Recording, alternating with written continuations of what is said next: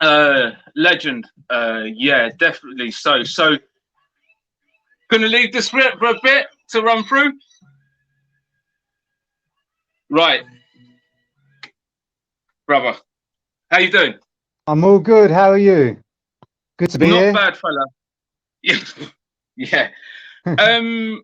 So I was gonna ask you, where was you born and raised? I was born in Slough, but you know where I'm from. I'm from your neck of the woods. I'm from the Bronx. I'm from North London, Burnt Oak, Edgware. I'm from those sides. So I grew up in North London, and when I got a little bit older, probably around 15, my folks moved out of London up towards the Luton area. So kind of that's it there. But most of my, I guess, formative years were in North London. Yeah, cool. So, what like growing up, what music was you listening to? Electro, hip hop. Really, that was it, you know. So when we were like hitting 11, 12, the electro was blowing up from New York. Everyone was breakdancing, body popping, graffiti. So that was it, really. It was growing up in that kind of hotbed of sampling break beats and mixing them with drum machines. And it kind of really stayed with me throughout, I guess, all my music. I think everyone went through that phase, didn't they? So when I think for me, I'm probably the same as you, Blame. Like you listen to all the electros, the African Bambatas and stuff like that. I still got all the electros there up to I don't Yeah. know 22 or whatever the case may Mm. be.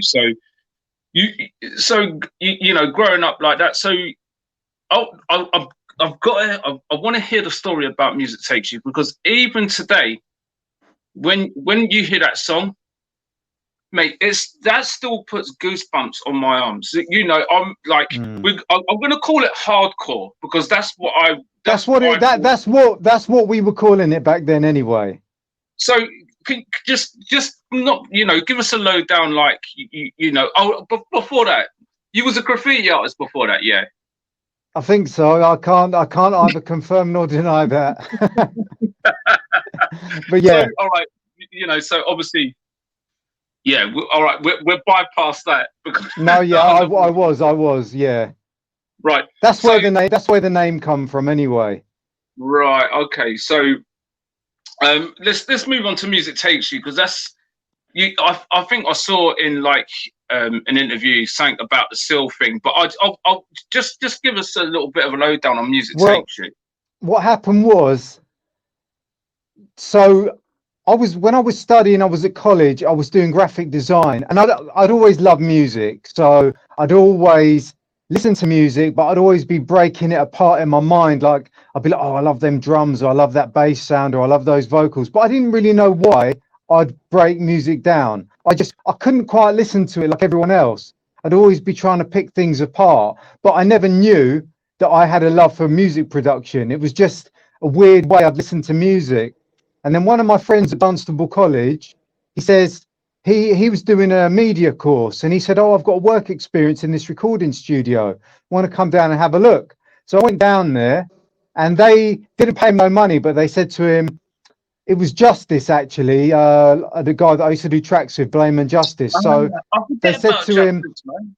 yeah, so they said to him, look, we're not going to pay you, it's work experience, but we'll give you 4 free hours of studio time at the end of the week.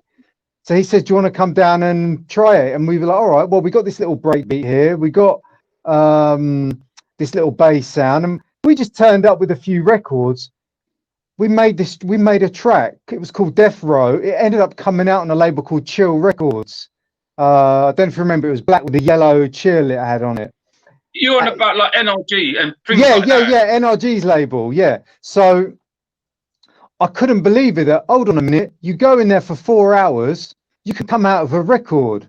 So about a few weeks later, I saved up some money, because really it was it back then, you know what I mean? It was like £7.50 an hour. You had to be quite shrewd to save up your money, because you didn't know how long you're going to be in there. So I saved up, I had enough, and I went in, I booked it, and I took some samples. I loved the Run's House break, Run DMC. So I took that with me, and I took a few samples, and I'd heard that Seal track, I'd seen it on the TV, and I thought that vocal's kind of clear on that bit in the middle. Let me take that. And I didn't know anything about piecing samples together, or even that.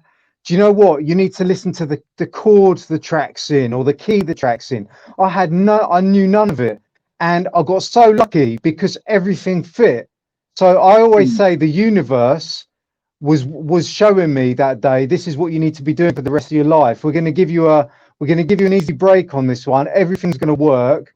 You're going to come out of a bit of a banger, and that's really that's what's going to set you off for the rest of your life. So I went in the studio, put everything in there. 4 hours later, I just come out with this track, and when I was making it, I had goosebumps. So I knew, oh my God, if I'm feeling this in the studio, I can't wait to hear it in a rave. So I just had this, and I thought, right, I need to get this to a record label. It was that you wouldn't be going online and looking at websites or Googling. Nah, none of that. So I had to go to the local record shop, and I just went in there. Didn't have enough money to buy any of the records. So what I did was I went in there with a little biro and a bit of paper, and I just saw Moving Shadow. I thought, I've seen someone play that a track in the club. There was that Two Bad Mice record. I thought, yeah, I like that. Let me write their number down. And I might have wrote a couple of others down, but I called them first. Mobile phone, had to ask my mum. You know them phone bills back in the day, calling from your mum's house. That mobile bill weren't easy, so I had to ask my mum. So the phone bill was a bit heavy. Called the guy, and the guy answered. It was Rob Playford, who actually owns Moving Shadow. He was like, yeah, send it over. So I sent it over, and a few days later, I get a phone call. Yeah, we love it. We want it. Oh my God, it's amazing. I'm like, whoa, I couldn't believe it was all happening. They signed the track, and then it kind of went quiet for a few months. And then one day, I get a phone call. No, one day the phone's ringing off the hook because it was a night. I think Top Buzz played it on this iconic set. Jumping Jack Frost played it. It was all over Dreamscapes and Rain Dancers, and it just blew up literally over this weekend, and everyone went crazy, and that was it. The tune just kind of took a life of its own and done its thing. So yeah, it's a real blessing. It's an understatement of a banger, because I would say that song is probably up there in I'd say the top 20, because I can't say 100 because you can't. The top 20, and I'd say that's definitely down there number one, because that I can't explain that song. I've got both versions. I've got the Two Bad Mice version and the one with the big black handprint on it. Yeah. That's my hand, by the way.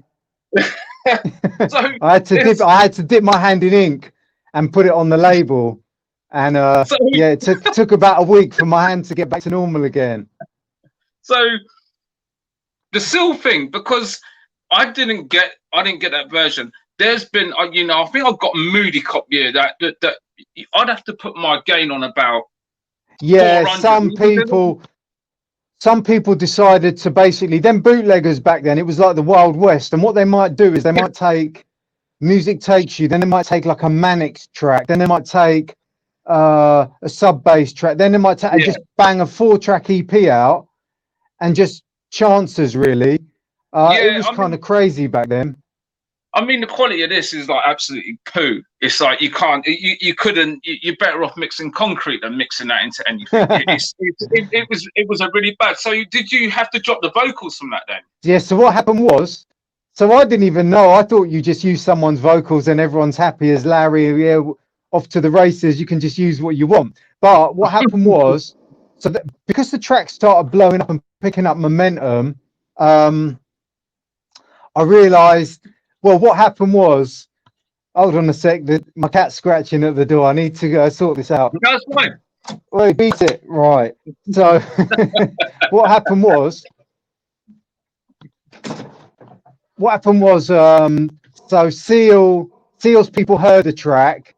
They were really feeling it, and they contacted Moving Shadow. And originally they were going to he was going to sing on it. But what happened was, I think he was just about to do the Batman soundtrack, and they didn't want him to be involved in another rave record because he'd just come off the back of Adamski Killer, Yeah. which was a massive hit. And so I think they wanted to distance themselves a bit from the rave kind of scene. And yeah, so in the end we had to take it off. But he almost sung on it, which would have been kind of crazy. But then that would have meant maybe I'd have been signed to a major label when I was 17. And I don't know if my life might have gone in different paths. Who knows what would have happened then? Do you know what? To be honest, being that age and to make like an underground tune that blew up to be like, you know, an anthem is like, you must be quite proud of that. Do you know what I mean? Yeah. Because from that age, I don't, you know, I was speaking to my mate who set this up today. I was like, you ain't got to be wired up right at the age of 17 that you've made this tune. It's like, who does that at the age of 17? Yeah, but the funny thing is, I look back now and I realise, like graffiti days, I had like, I look back at photos and think, how the hell did I do that when I was 15? Do you know what I mean? They're like, at the time, I don't know, it just felt right. But I look back now and think, they're like really big projects, these massive walls, do you know what I mean? Where all kinds of organisation went into it and you were there for days on end and all this stuff.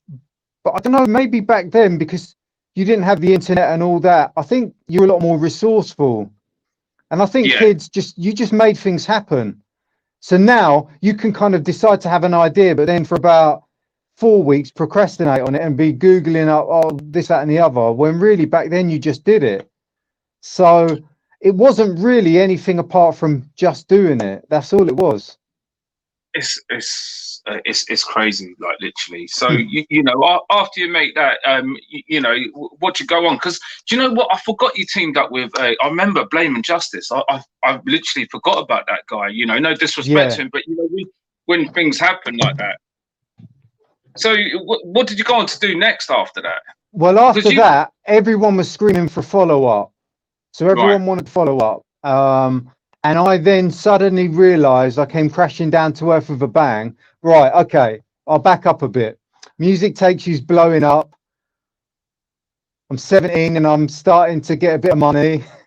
I'm starting to drive around in Renault 5 GT turbos, paying like 12 grand insurance a year because no one wanted to insure no one wanted to insure a 17-year-old in a GT turbo. So I was living, you know, the lifestyle because, I don't know, it took over. When that blows up at that age, you're not really equipped to be level-headed. And so I was having fun, partying. I was enjoying life. The one thing I wasn't doing was making music, right? I was enjoying life too much. So then it was like, one day I went to the cash point, went to get some money out, and it was like, I think it swallowed my card, right? And it was like, no, you've dried it up. So I thought I need to make a follow up, and I thought, yeah, you know, how hard is it? I went in there for 4 hours last time, made a banger. I'll just do it again. Nah, it's not that easy. The universe was good to me on that first day, so it's making the follow up was real tricky. It took me a lot of work, and it ended up coming out. It was called Feel the Energy, and it had Feel the Energy, Are You Dreaming, Sound of Angels. It was like a EP, 6-track kind of EP on Moving Shadow.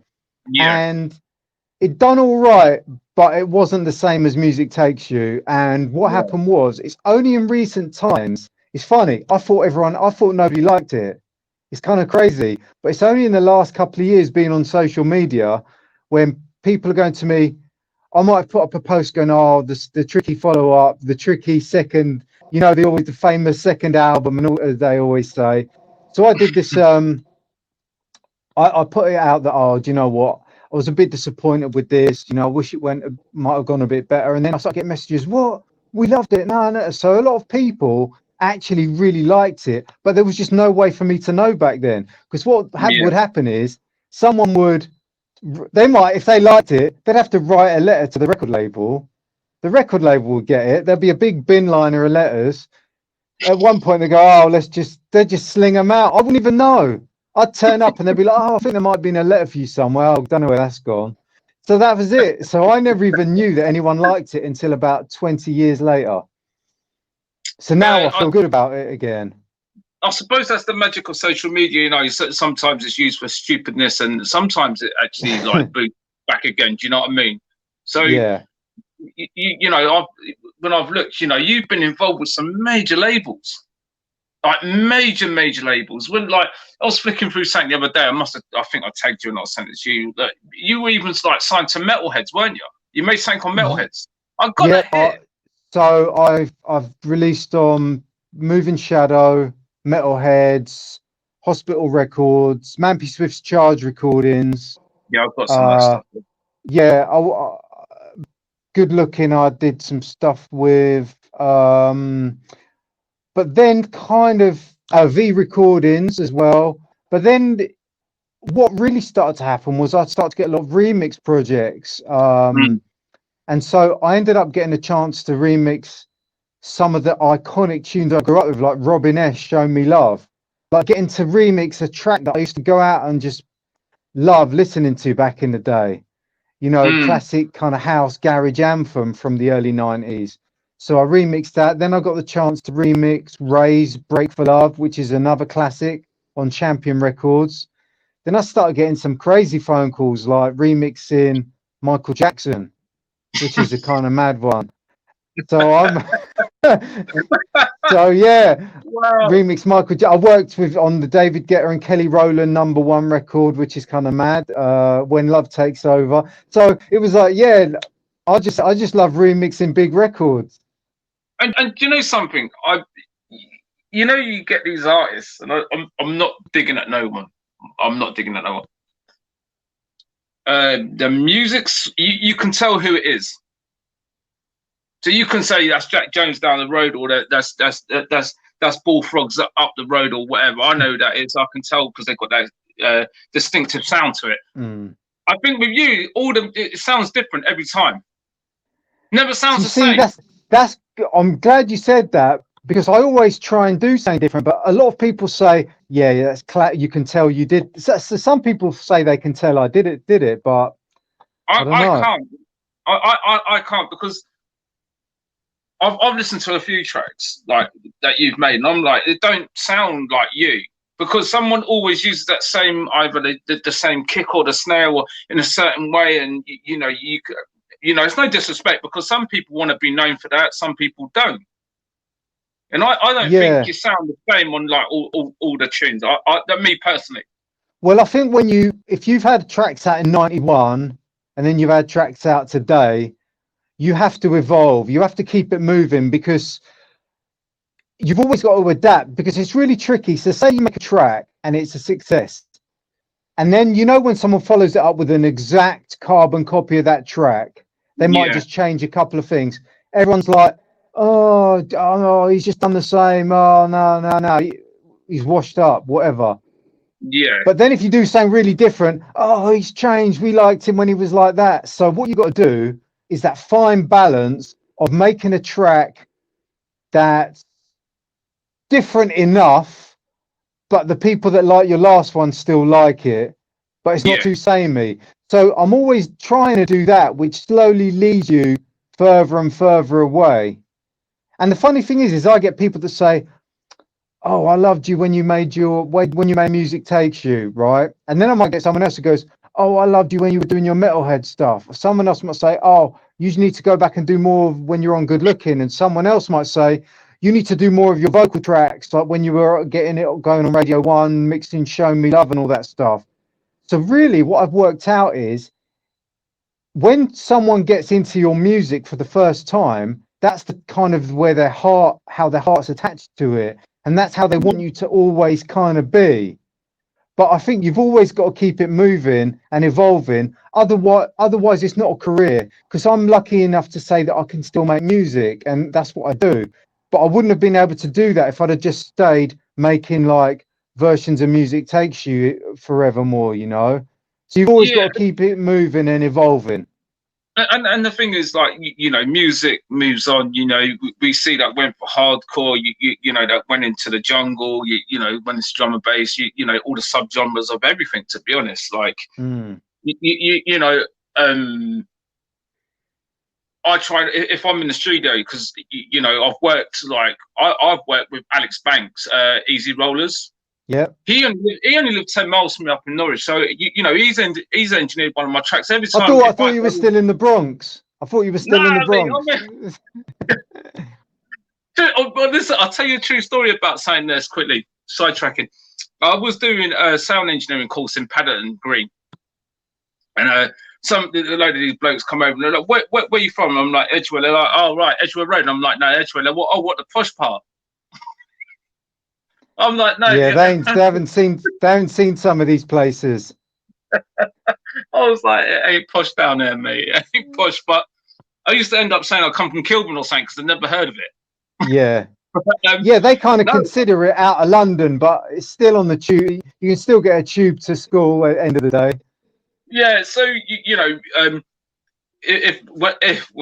I'm in the studio and this stupid business ain't got us all wrapped up, because I've got a couple of tunes out there, I try and sound so different. As you say, I don't want to sound the same because you know you need to take it on as long as it's still on par with the rest of the stuff. You need to, you know, as you say, you need to take it a bit further, don't you?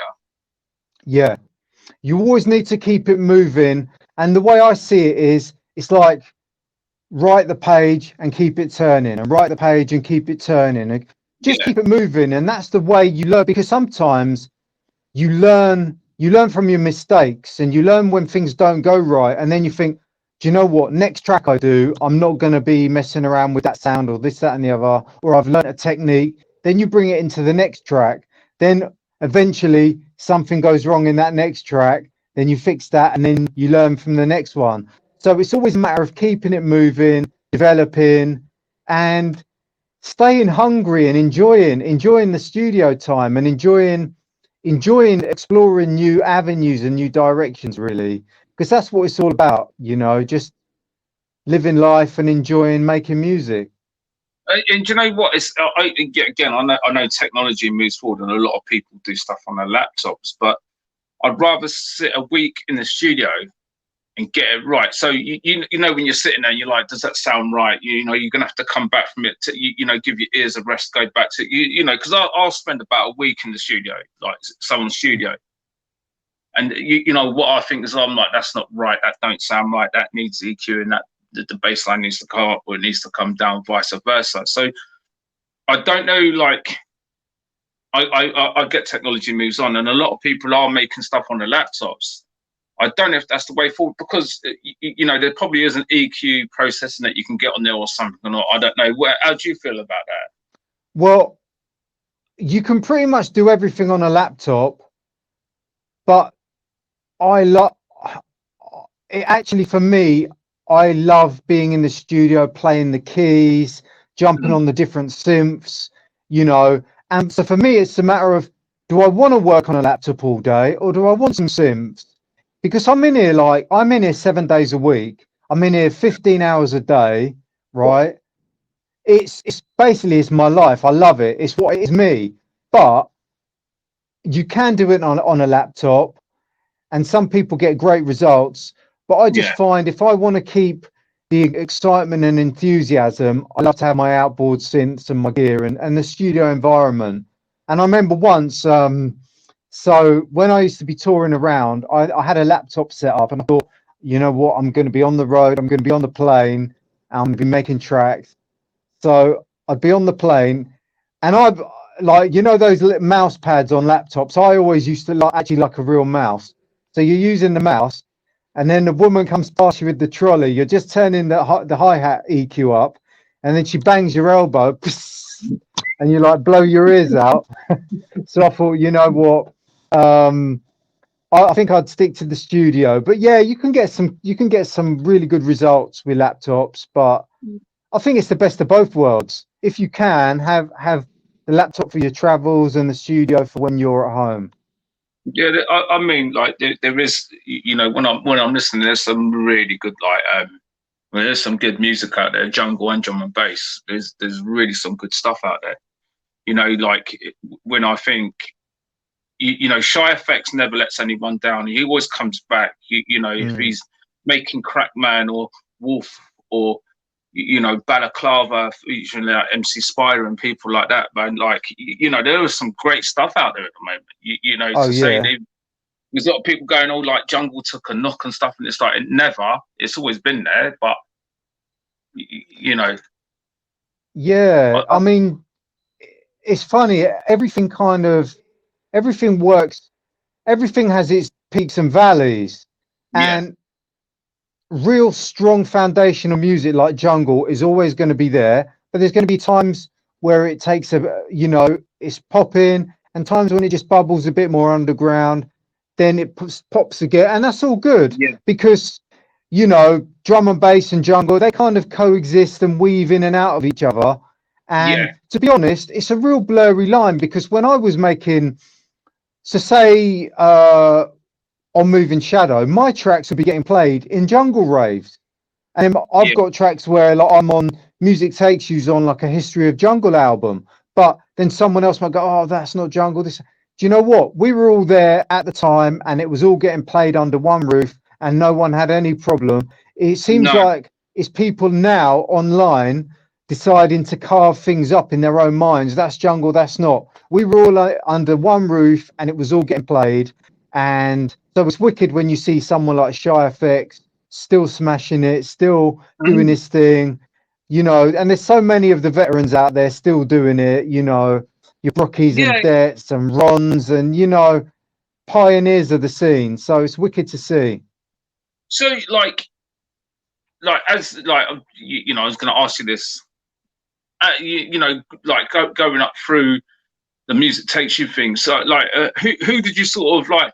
I'm gonna like inspired to like look up. Who was like producers out there that you thought was like, yeah, So when I was starting to look at records and think, I'm really wanting to make something in this game. There was things like, it was funny. It was a lot of the stuff from Belgium. So you had things like T99 Anastasia, which had the big yeah, choirs in. And when you heard that in a club with the smoke machine and the lasers, it was like the heavens had opened when you heard those tracks. So and they were coming from Belgium. So you had things like T99, you had Outlander with a big piano, bum, God, bum, bum, bum, bum, bum, bum, but yeah, absolute anthems. vicious, vicious. Beltram, Energy Flash, bob, bob, bob, bob, bob, all them classics from back in the day. And then people started mixing the breakbeat. Even like Moby had a Go, which was a banger back then. Everyone forgets Sweet about Sensation, that tune. yeah, Sweet Sensations, Shades of Rhythm. What was that? We Are E, Manics, yeah, Manics, Feel Real Good. Oh man, so many. I mean, and then you had all the piano anthems like Sweet Harmony and all those classics. I think as the English, we and don't forget, we did take a lot of the if it weren't for the Belgium lot, as you just said, like Belgium and people like that, I remember Paul Ibiza saying that he used a lot of that techno stuff. Oh yeah, those were the sounds. Those were the rave stabs. So that's what it was. You'd get one of them Belgian records, you'd sample the sound. Next thing, it might be in like a foul play track, or do you know what I mean? So that is really where it comes from. It's so the lines can be drawn so far back, and then they were taking their sounds from a lot of orchestral music. So they might sample like something that might be at the end of a Beethoven record. Right, then they take the then they'll be sampling that up and down the keyboard. And so it's madness how it all evolves. So it kind of the line goes way back. What like the guy that owns a radio station with me, he's like, I was speaking to him the other day, and he's like, this dude, he shows you everything. So when you do your videos with the pianos and this and that. Who? I show you everything, or he shows you everything? No, no, you. Okay. So what's really cool, because you break it down and go like, so when we do this and do this and do this, right? Like he was watching a few of your videos, and I was like, this geezer's like crazy, mate. You know what? I'm going to call him Green Sleeves, because how did you learn to play the piano? I learned to play the piano. I had no lessons. Do you know what all I did was? I just wanted to play them riffs that I used to hear in the clubs. So I wanted to learn, how can I play Sweet Harmony? How can I play Mannix, Feel Real Good, or, you know, all them classics. So I'd just be like tinkering away. And so my practice, like, so when a lot of people do piano practice, they're practicing scales, you know, up and down the key. I was practicing rave riffs. So that was it.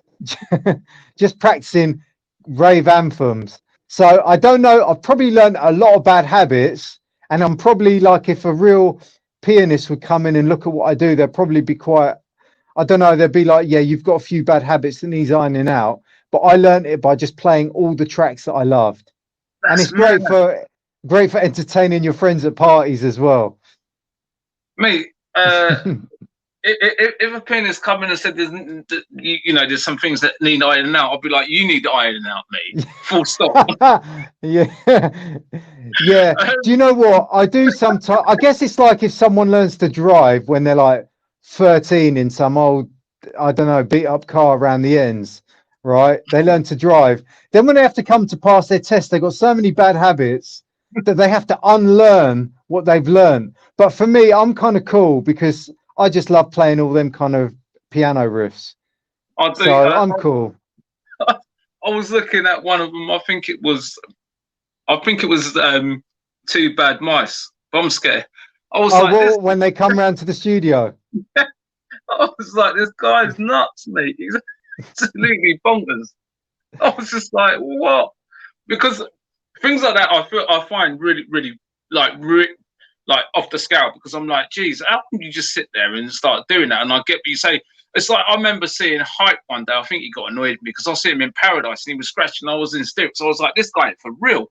Yeah. Things like that, just like, how do you just do that? But as you say, you know. Do you know what I would say is, everything is all down to practice. If anyone puts their mind to anything and stays with it, you can do it. You can do anything. Like literally every day, half an hour a day, in a year's time, you'll be pretty damn good on the piano. Do you know what I mean? But you've just got to stick with it. So I always tell people, and I find unfortunately with some of today's generation, they want things a bit quicker. Oh, instant access. Yeah, they want instant access. If I want to listen to a song, I want it now. Boom, stream it, 10 seconds now. What's next? Like, I'll release a track and people say, wicked, love it. What's next? I'm like, we need to, you know, we should like let things simmer again. We used to have tracks simmering, bubbling for like 3-4 months. Now it's like literally halfway through the track, they want to know, they want to know what's next. And so I think if, like, you know, any youngsters that want to learn that stuff, just practice every day, half an hour a day, and you'll get there. It's really important, and you can get the results. Well, you know what? It ain't taught me nothing, because I've been trying to learn to mix for years, mate, and I still ain't got the hang of it. No, I'm only joking. Come on, you're on the radio. You're doing all right. Right, listen. I want to talk about the brand new tune that you've done. So, what is that? A couple of months old? A month old? Which one? Because I've done quite a few. I've done the one that I've done a remix on Champion Records called "Get Loose." Got to Get Loose. I think that's the one, because that's the one you was explaining. Yeah. So when did that come out? So that came out a few weeks ago, and so what happened was, I did my video of when I made "Show Me Love," and I actually made the "Show Me Love" remix for it. It came out on Ministry of Sound, right? But originally, it was released on Champion Records. I don't know if you remember, legendary UK label. Yeah. And so then they sent. So the A&R man sent me a message saying we need to talk, and I thought, hold on a minute, have I just put it up on Facebook and I'm about to get some copyright claim? So I was like, you know, and he was like, yeah, love it. We want to send you something new to remix. You know, are you up for it? So it kind of worked out that they got back in touch with me because they saw me doing one of my videos, which was cool. So then when I made the video with that, it kind of came full circle. So yeah, they contacted me. They had a track. It was like a bit of a trance dance anthem from, I'm saying, around, I think it was around 96. Right. And I never really heard it back then because I was always more into the jungle drum and bass scene back then. But it was quite big on the break scene and in that era. And I listened to it and I heard some of the sounds and I thought, yeah, I think I could put my touch to it. So yeah, they just sent the samples over.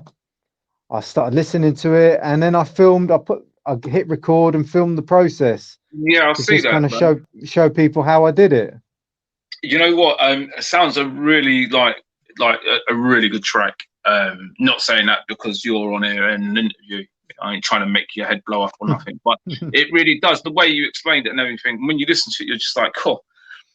That is Yeah, pretty because crazy. also it's a challenge because sometimes, like I said in the video, sometimes they'll say, we want a blame track. We just do what you do. Just don't worry about it. Do whatever you love. And you know, that's what we want to put out. But as I said in the video, sometimes the A&R man, they've got an idea. They go, oh yeah, we really think we want to hit this market or that market, or we want those people to play it. So they'll come in with like a brief and they go, do you think you could do something like that? Like maybe one of your tracks you did over there. And so it's a bit more of a challenge, but I like it because you have to stretch yourself a bit and you know, you have to let go, you have to take a few more risks, get out of the comfort zone, and you always learn something. You always pick Yeah, up some new tips and techniques when you have to do that. but it's pretty cool. I'm not going to cut you off. I just want to see something for a second, mate. Oh, that's all right. You know, there's some people like on there, but I just because I was missing out in comments, I didn't know if anyone was going to ask you something or other, but that's fine. It's fine. So um, you've got more stuff on the horizon coming up soon, haven't you? Yeah, I've actually got something that's really exciting. Is my old friends Two Bad Mice from Moving Shadow. They're relaunching a bit of an exciting project. They're relaunching something, and I've got the very first release on that. And I've just got the TPs, and I've just signed them. It's on my Facebook and Instagram and Twitter right now. Yeah. So that's really exciting because it's like coming full circle with my old friends that I released my first record with, and all these years later, I'm releasing the first record on the label again. So I So that's didn't pretty really, exciting.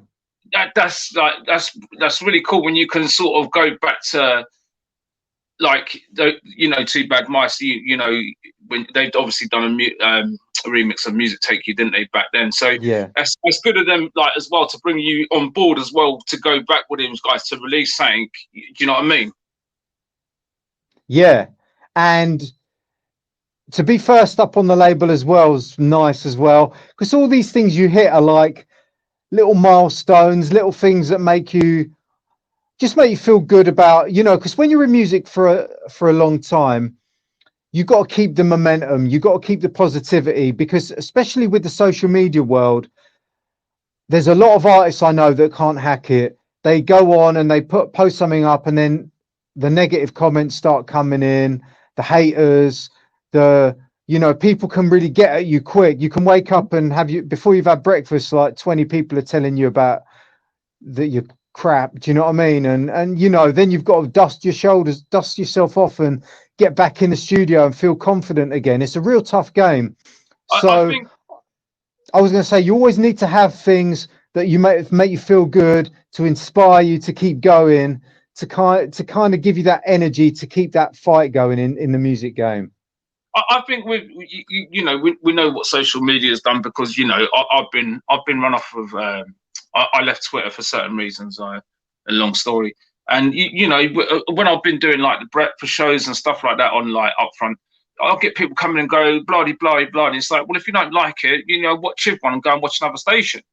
As you say, you sort of got to dash away, because you're always going to have haters, no matter what. It doesn't matter if you're Jumping Jack Frost, Rocky, that you're always going to get that pocket of scum that we all deal with. We have to. It's true. I see you only have to put something Yeah, like, I'm going to say it's not always pockets of scum, right? because it might be someone, right? It might be someone that's just like, I loved your tracks on Moving Shadow. Why are you doing it? Or why are you doing Yeah, tracks on Metalheads? And then someone would say, I love your tracks on Metalheads. Why are you doing yeah, tracks on V? And someone else might say, I love your tracks on V. Why are you doing tracks on Moving Shadow again? So it's kind of like, it's really crazy that when you've been through so many eras and so many labels, yeah, people love you for different reasons. And I get that, and you have to respect that. But I guess they don't quite think that you're moving through. So when I was on Moving Shadow, then Good Looking, then Metalheads, then Hospital, then Charged, then V, then all these other, you're moving through. It's like your timeline. You're never mm, stood still. But they've chose you at that time, and they've realized I love you for that reason, and they yeah, don't want to hear you doing anything else. So um but some people are just like, as you know, they're in their room, they're a bit disgruntled, they can't get their records popping, and yeah, mm, they send nasty comments, and you just got to learn to. I mean, I got one guy once, he said to me, I'm on your Twitter, and all you do is talk about, all you do is post your music. Is that what you do? I was like, well, that is what my Twitter's for. So what do you want me to talk about? mate. You You know what you know, should what have done, I've had, like what I've had for breakfast, you know, like really, I'm not the guy that's going to start filming. Oh, look, here's my broccoli. I hope you guys, here's some chips. Do you know what I mean? I'm not down with that. I want to put exciting stuff up. I want you to see my posts and be excited, not like, oh, this boring old git's just posting his food from yesterday. you know what you should have done, didn't you? You should have said to the guy, "Do you know Burnt Oak or Edgewood?" If you said no, you just said you're lucky then, because I would have Yeah, had some of the hoods after you. yeah, yeah. Well, what do you know? What I do? Sometimes I get someone going, "Oh, I loved your track on Metalheads. Why did you do something on Hospital?" And then someone might say, "I loved your track on Hospital. Why didn't you do that on that?" I just go, "Here's both your contacts. Knock knock yourselves out. Have a conversation between yourselves." And that's it. So, um, you know, like some people go, I love the A side. What was the hell were you thinking on the B? Some people might go, oh man, that B side's wicked. I don't know what you were thinking for the A. I'm like, there you go, guys. Discuss it amongst yourselves. hey, You I've got, just cannot please everyone, but there's a real blessing because we wouldn't be talking now without social media.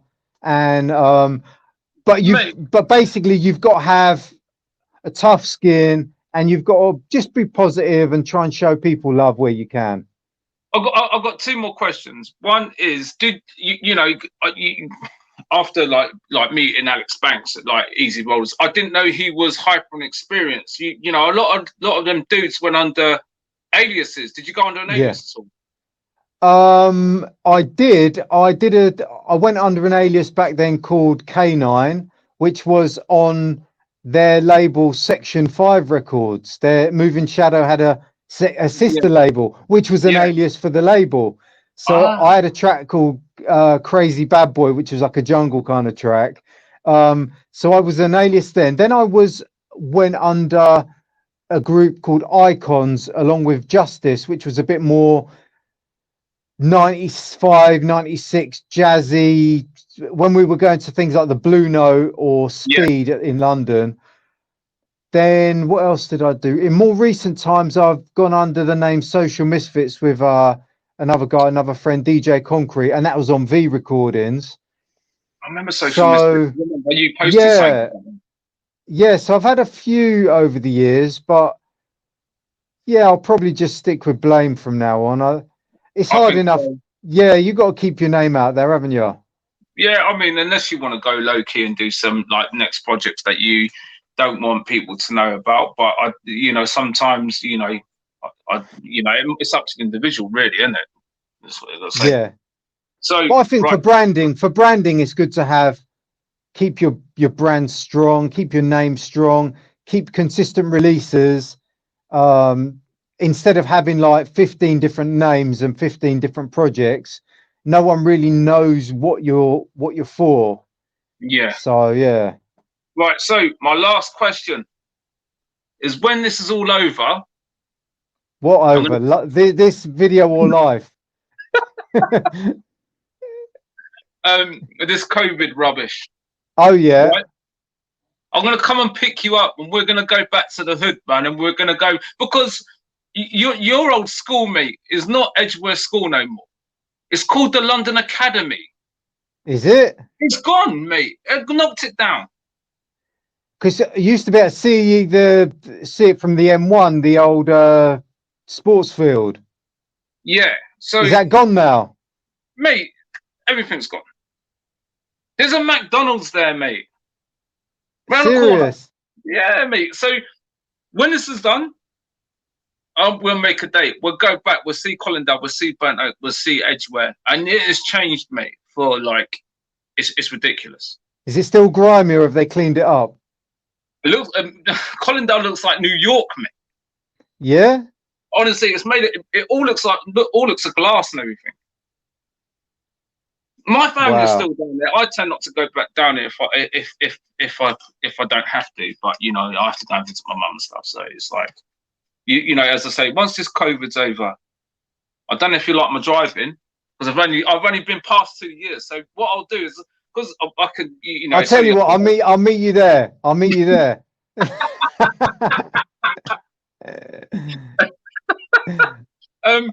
Right. You know what? Thank you ever so much, mate, for coming on. No, it's a pleasure. It's a pleasure. No, it's my pleasure because you know I've had like a couple of people let me down, and it's fine because this is a brand new concept for me. You know, I saw Ray Keith doing this on Radar Radio, I think, and I think you know getting a few people on just to explain it itself, not having 2 hour like thingy. So I've got big up Ray, you know, for that.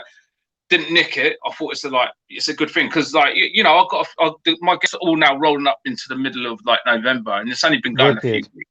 So you know I'm trying to get like I don't know. I'm going to try and attack MC Fearless to get him on here and stuff like you know. Yeah. Once your name's popped up, I'm going to start gripping everyone up. But okay. Yeah, Blame. Thank you ever so much, mate. All good, man. Thank you ever so much. But as I say, well, once all this COVID's up, man, we'll have a meet up, man. Wicked. And we'll do something, all right? Good chatting, man. Take it easy, bro. Big up. Brother. All right. All good, man. Take it easy, mate. Cool.